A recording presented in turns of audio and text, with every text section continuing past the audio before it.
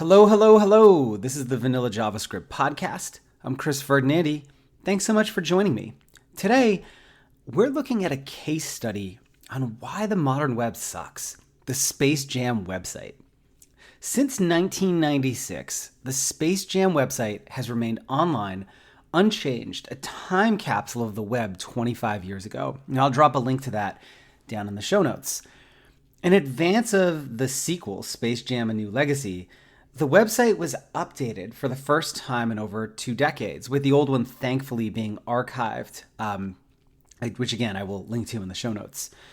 With both websites available online, Max Bock decided to run a performance test to see how the web from 25 years ago performs against the modern web. And the results are underwhelming, but honestly unsurprising. So to quote Max, unsurprisingly, the new site is a lot heavier than the original, with 4.673 kilobytes versus 120 kilobytes. The new site is about 39 times the size of the old one. That's because the new site has a trailer video, high-res images, and a lot more JavaScript.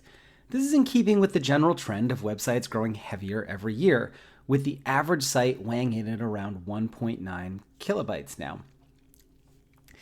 But since our connection speeds and device capabilities are significantly better now, that's fine.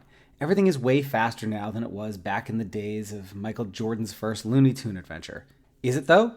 Let's find out.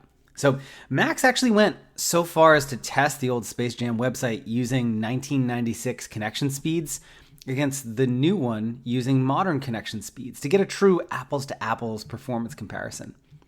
What he found was that the new site loads just 1.3 seconds faster on a connection that's 30 times faster than the 1996 site.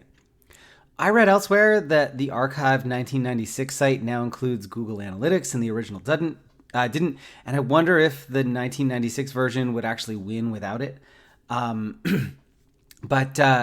Yeah, go read Max's article to get the full results and see all the data. I'll drop a link to that in the show notes as well. But to me, the conclusion here is pretty obvious. The modern web kind of sucks. Anyways, that's it for today. If you want to finally master JavaScript, head over to vanillajsguides.com and check out my pocket guides and video courses. And as a listener of the show, you can take 30% off with the code podcast at checkout. See you next time. Cheers.